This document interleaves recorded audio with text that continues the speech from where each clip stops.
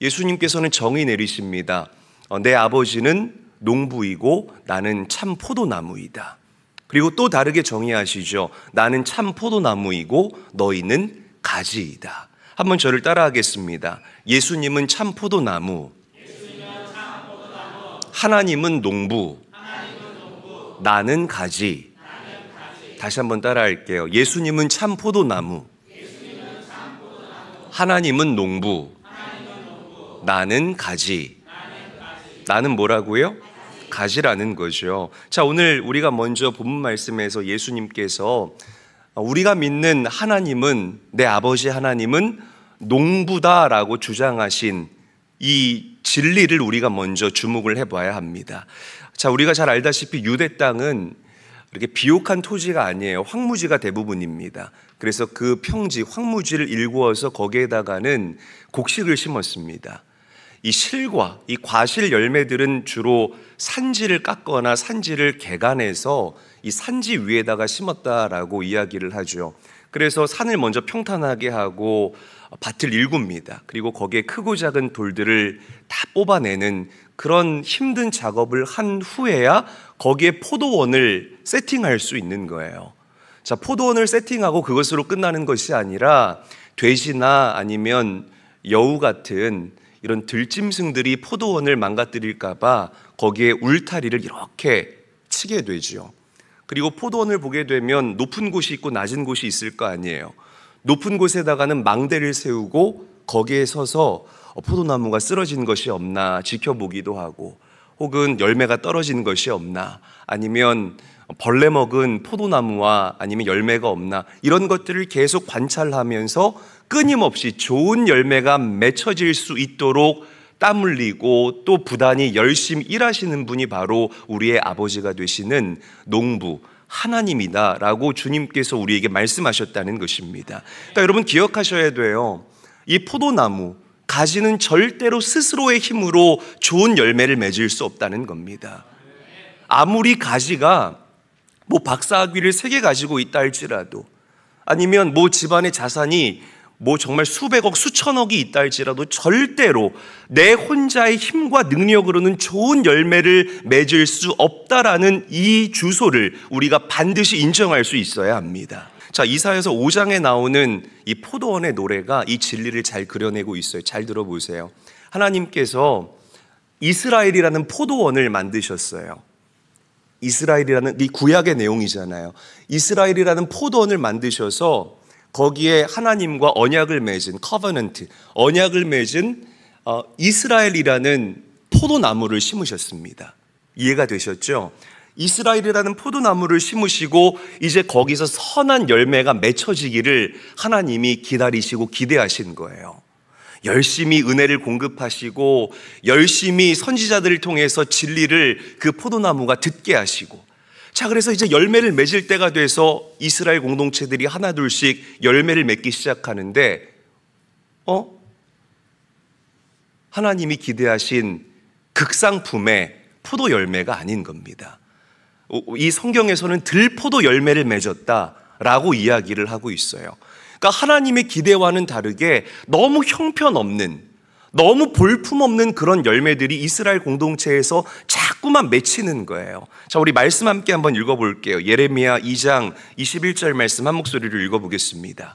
함께 읽습니다. 시작. 내가 너를 순전한 참 종자 곧 귀한 포도나무로 심었거늘 내게 대하여 이방 포도나무의 악한 가지가 됨은 어찌 됨이냐.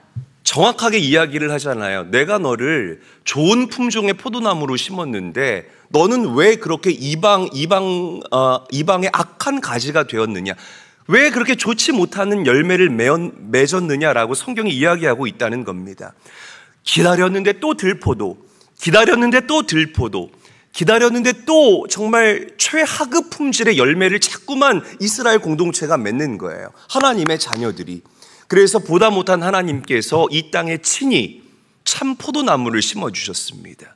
그게 누구죠? 바로 우리의 구원자 되시는 예수 그리스도입니다. 할렐루야. 그리고 가지인 저와 여러분들을 이제는 그 참 포도나무이신 예수 그리스도에게 접붙여 주시기 시작했어요. 그러자 예수님과 연결된 가지로부터 어떤 열매가, 생명의 열매가 맺혀지게 되는 기가 막힌 역사가 일어나게 된 줄로 믿으시기를 바랍니다. 여러분, 우리 인생에 진리의 양분을 공급하시는 분, 생명의 양분을 공급하시는 분은 오직 우리의 참 포도나무 되시는 예수 그리스도 한 분밖에 없다라는 이 진리를 오늘 가슴에 새길 수 있게 되시기를 주의 이름으로 간절히 축원합니다. 여러분, 사람이 포도에 대해서 이야기를 할 때, 다시 말씀드리면 이 포도의 가치를 결정짓는 것이 무엇일까요? 1번 열매. 네, 보기는 하나입니다. 열매로 이 포도의 가치를 우리가 결정하는 거예요. 절대로 이 포도나무가 휘황찬란하게 생겼다고 해서 그 나무의 모양을 가지고 우리가 포도의 가치를 결정짓는 것이 아닙니다. 저는 태어나서 예를 들어서 우리 저기 강화포도도 유명하잖아요. 송산포도라고 하겠습니다. 저기 송산 저기 이 포도나무가 굉장히 휘황찬란하게 막 공중에 3번 휘감고 굉장히 휘황찬란하게 생겼는데 우리 거기 가서 사진 찍자. 인스타그램에 포도나무 배경해서 사진 찍은 그런 저는 사진을 한 번도 본 적이 없습니다. 그러니까 여러분 보세요. 포도의 가치, 포도나무의 가치를 결정짓는 것은 200% 포도 열매에 의해서 포도의 가치가 결정된다라는 거죠. 자, 주님께서 오늘 그 말씀을 저와 여러분들에게 하고 있다는 겁니다.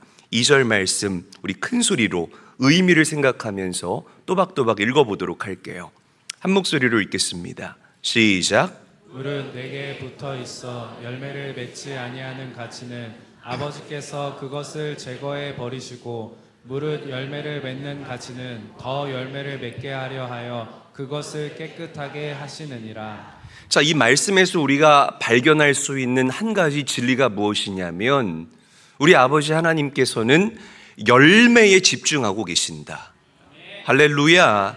열매에 집중하고 계신다라는 진리를 우리가 발견할 수 있습니다. 그래서 마태복음 7장에서도 예수님께서 뭐라고 말씀하시냐면 열매로 그들을 알리라 라고 말씀을 하신다는 거예요. 하나님께서 여러분들의 인생을 통전적으로 바라보실 때에 무엇으로 여러분들의 삶을 평가하시냐면 여러분들 인생에 맺혀진 열매로 여러분들의 삶을 평가하신다는 것입니다. 반드시 기억하셔야 됩니다. 어떤 사람들은 그래요. 아니 목사님 꼭 열매 맺어야 합니까? 라고 질문하거나 반문하시는 분들이 계시는데 네, 맞습니다. 당연히 열매를 맺어야 합니다. 진리를 따르는 예수 그리스도라는 그 복음의 진리를 따르는 저와 여러분들이 진리의 열매를 맺지 못한다면 우리네 인생은 아무런 의미가 없다라는 것이에요.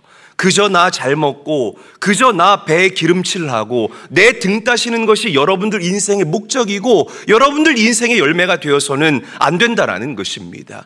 우리가 예수 그리스도를 닮은 열매를 맺을 때에 하나님께서 영광 받으신다라고 오늘 성경 말씀은 저와 여러분들에게 분명하게 증거하고 있다라는 거예요.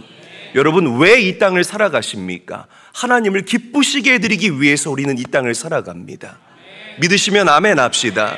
하나님께 영광 올려드리기 위해서 우리는 지음받은 존재라는 이 정체성을 절대로 잊어버려서는 안 된다는 겁니다.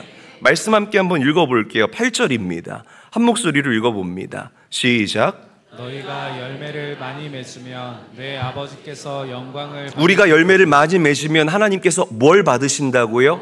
영광을 받으신다는 거예요. 계속 읽어봅니다. 시작. 너희는 내 제자가 되리라. 열매를 맺어야, 그것도 들포도 열매가 아니라 예수 그리스도를 닮은 진리의 열매를 여러분들 전 영역에서 우리가 맺고 수확하고 거둬들일 수 있어야만 우리의 아버지 되시는 하나님이 영광 받으신다. 이것만큼 근사한 일이 또 어디 있겠습니까? 사랑하는 제일교회 성도 여러분, 예수 그리스도를 닮은 열매를 여러분들의 재정의 영역에서, 여러분들의 인생의 영역에서, 여러분들 자녀 양육의 영역에서, 여러분들의 학업의 영역에서, 선교의 영역에서, 목회의 영역에서, 사역의 영역에서, 모든 영역에서 충만하게 풍성하게 맺을 수 있게 되시는 은혜가 계시기를 주님의 이름으로 간절히 축원합니다. 마태복음 21장에 보게 되면 예수님께서 열매 없는 무화과 나무를 저주하는 장면이 그려지고 있습니다. 왜 저주했을까? 열매가 없었기 때문에 저주한 거예요. 예수님께서 길을 가시다가 한 무화과 나무를 보셨는데 너무 겉보기에는 그럴싸한 겁니다. 잎이 무성한 거예요. 그래서 열매가 있나 없나 이렇게 찾아보셨는데 열매가 없었어요? 없었어요? 없었다는 거죠. 그러니까 예수님께서 그 무화과 나무를 저주하십니다. 이제부터 영원토록 너가 열매를 맺지 못할 것이다. 왜 저주하셨냐면 여기에는 상징적인 의미가 담겨져 있는 겁니다.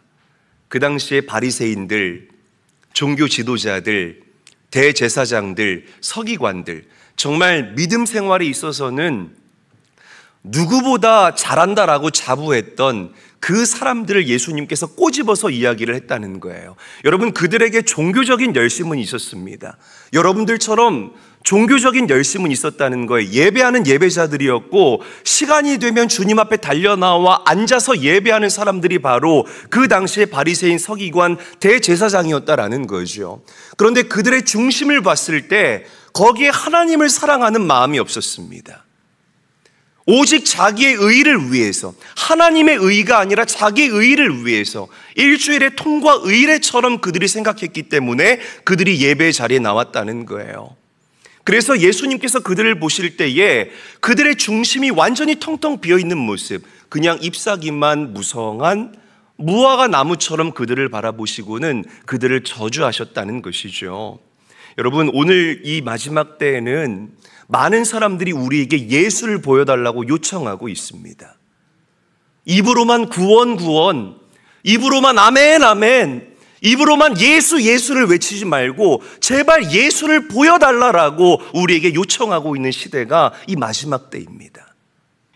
여러분들에게, 사람들에게 보여줄 예수 닮은 열매가 풍성하고 충만하시기를 주의 이름으로 간절히 축원합니다. 여러분, 열매를 맺지 못하면 포도나무는 아무런 가치가 없어요. 다시 강조하지만 포도나무는 관상용이 될 수가 없습니다. 명심하고 또 기억하셔야 합니다. 그래서 예수님께서 말씀하신 거예요. 열매 맺지 못하는 가지는 내가 도끼로 찍어서 불에 던져버리겠다라고 말씀하신 것입니다. 여러분들 인생의 최고의 과제는 열매라는 이 진리를 기억하시면서 늘 우리 인생의 참 포도나무 되신 예수님께 꼭 붙어 살아갈 수 있게 되시는 귀한 제일교회 모든 성도들이 되시기를 주의 이름으로 간절히 축원합니다. 옆 사람 축복하죠. 열매 맺는 삶이 됩시다. 인사하겠습니다. 자, 그렇다면 가지인 저와 여러분들이 열매를 풍성하게 맺을 수 있는 일체의 비결이 무엇일까? 한마디로 포도나무에 잘 붙어 있는 것입니다. 할렐루야. 자, 우리 5절 말씀도 함께 한번 읽어보도록 할게요. 한 목소리로 읽겠습니다. 시작. 나는 포도나무요 너희는 가지라. 그가 내 안에 내가 그 안에 거하면 사람이 열매를 많이 맺나니 나를 떠나서는 너희가 아무것도 할 수 없음이라. 내가 열매를 맺으려고 노력하는 것이 아니야 라고 성경은 이야기를 하고 있습니다. 포도나무이신 예수님께 온전하게 붙어 있을 때의 열매는 따라오는 것이다 라고 성경은 이야기하고 있다는 거죠. 이것을 다른 말로 바꿔 말하면 예수님과 연결되어 있어야 한다라는 것을 이야기합니다. 우리 주부들은 가정에서 내가 예수님과 연결되어 있어야 하는지, 내가 예수님과 연결되어 있는지에 대해서 정말 긴밀하게 우리가 생각할 수 있어야 됩니다. 학생들도 마찬가지예요. 내가 예수님과 연결되어 있는지. 할렐루야. 우리 일하시는 분들도 마찬가지예요. 일 중독 좋습니다. 성과가 나오니까 이 가정에서, 직장에서 여러분 일 열심히 하십시오. 그것이 그리스도인 다음 중에 하나입니다. 그러나 예수님보다 일이 앞서가서는 안 된다는 것이에요. 내가 일터에서도 예수님과 긴밀하게 연결되어 있는지, 이 연결에 대해서 우리가 생각하지 않으면 열매를 절대로 기대할 수 없다라는 것을 우리가 반드시 깨달아야 된다라는 것입니다. 그래서 예수님이 말씀하신 거예요. 내가 주님이 내 안에, 내가 주님 안에 거할 때에 우리가 열매를 맺을 수 있다라는 것. 할렐루야. 여러분, 내가 예수 믿고 예수님을 영접하게 되면, 즉 예수님과 연결되면 성령께서 우리 안에 양분이 되어 들어오시는 줄로 믿으시기를 바랍니다. 그리고 그 순간부터 주님이 나의 모든 것이 됩니다. 그리고 내가 주님의 모든 것이 되는 기가 막힌 영적인 교감이 일어나게 될 줄로 믿으시기를 바랍니다. 내 인생이 주님의 의미가 되고, 내 가능성이 주님의 가능성이 되고, 주님의 비전이 내 가치가 되는 기가 막힌 변화가 우리의 삶 가운데 일어나게 될 줄로 믿으시기를 바랍니다. 그리고 우리는 예수를 닮은 열매들을 거둬들일 수 있게 된다라는 거예요. 누가 열매를 많이 맺어요? 예수님께 연결되어 있는 사람. 한번 저를 따라합니다. 예수님께 연결되어 있는 사람. 굉장히 중요합니다. 누가 열매를 맺을 수 없습니까? 예수님과 떨어져 있는 사람이 열매를 맺을 수 없다라는 것이에요. 그래서 주님께서 말씀하시는 겁니다. 너희가 나를 떠나서는 아무것도 할 수 없습니다. 나를 떠나서는 아무것도 할 수 없습니다 라고 주님께서 우리에게 말씀하셨다는 거죠. 여러분, 주님의 제자들을 보시기를 바라요. 정말 가지로 따지자면 주님의 제자들은 너무나 형편없는 가지들이었습니다. 뭐 돈이 많기를 합니까? 배움이 많기를 합니까? 건강하기를 합니까? 비실비실한 가지들이었다라는 거죠. 그 비실비실했던 가지들이 예수 그리스도라는 그 참 포도나무에 접붙임을 당하게 되자 그들에게 사도행전이라는 기가 막힌 열매가 수확된 줄로 믿으시기를 바랍니다. 그들이 예수의 이름으로 선포할 때 귀신이 떠나가게 되고, 병든 자가 고침을 받게 되고, 아멘, 죽은 자가 살아나게 되는, 여러분, 이런 열매들이 여러분들 인생에 풍성해야 할 줄로 믿습니다. 여러분, 우리 신앙생활은 종교가 아니에요. 반드시 기억해야 됩니다. 절대로 종교 생활하는 것이 아니라 주님과 함께 친밀함을 누리는 신앙생활, 영성생활을 우리가 할 수 있어야 된다는 것 잊지 말고 명심할 수 있었으면 좋겠습니다. 상처받았다고, 또 내 마음이 상한다고, 뭐 이렇게 내 마음이 조금 삐쳤다고 주님 떠나지 마시고, 다른 세상에서 위로를 찾지 마시고, 그럴 때일수록 참 포도나무이신 주님께 더 단단히 붙어서 생명의 양분을 공급받을 수 있는 깨어있는 저희 교회 모든 성도들이 될 수 있기를 주님의 이름으로 간절히 축원합니다. 위튼 컬리지라고 그 시카고 일리노이에 있는 대학이 있어요. 그 위튼 컬리지에 레이먼드 에드먼이라는 박사님이 쓰신 그들이 발견한 비밀이라는 책이 있습니다. 영어 제목은 They Found the Secret이라는 제목인데요. 여기에 보게 되면 약 한 20여 명의 하나님의 사람들의 이야기와 간증들이 기록되어져 있습니다. 그런데 그들이 어떻게 삶의 어려움을 극복했는지, 그리고 그들이 어떻게 열매 맺는 인생을 살 수 있었는지에 대한 이야기가 기록되어져 있습니다. 근데 그 첫 이야기가 바로 여러분들이 잘 아시는 허드슨 테일러 선교사님의 이야기입니다. 여러분들이 잘 알다시피 이 허드슨 테일러 선교사님은 중국 선교의 선구자죠. 그런데 이분이 사역하던 그 당시에 중국 선교가, 중국 내지 선교가 쉽지가 않았어요. 굉장히 어려웠다고 합니다. 그래서 그만 이 허드슨 테일러 선교사님이 지치고 말았어요. 물론 이 육체적으로 굉장히 피로함도 느꼈지만 이 마음이 꺾인 게 가장 큰 문제였습니다. 여러분, 피곤해도 우리의 마음이 꺾이지 않으면 우리는 계속해서 주님과 함께 보폭을 맞추어 걸어갈 수 있게 됩니다.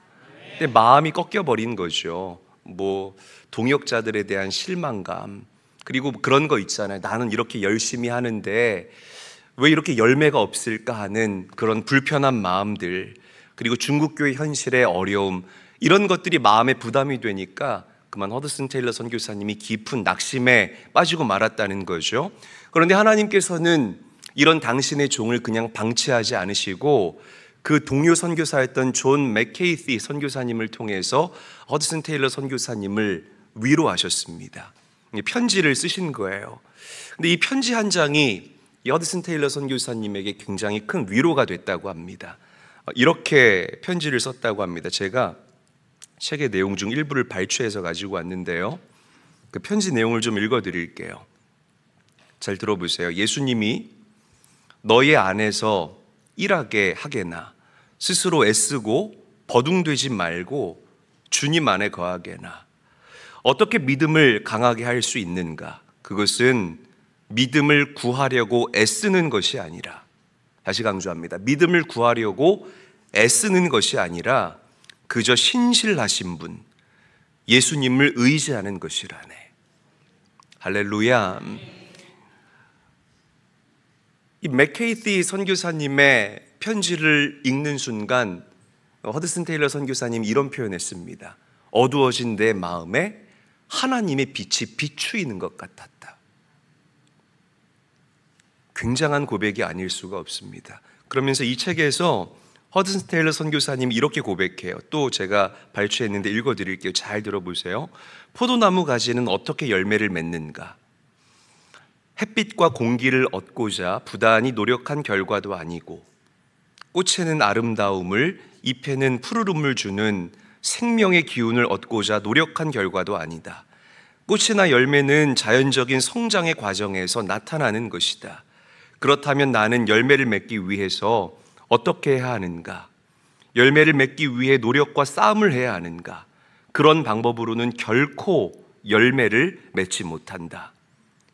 여기부터가 중요해요. 나의 생각과 감정을 온전히 주 예수 그리스도에게 집중해야 한다.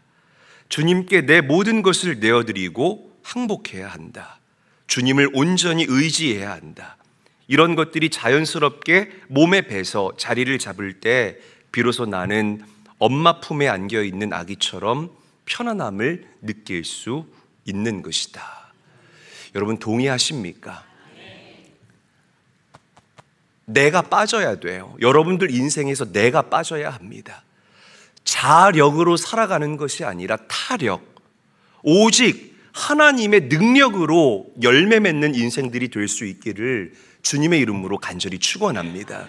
이게 맞습니다.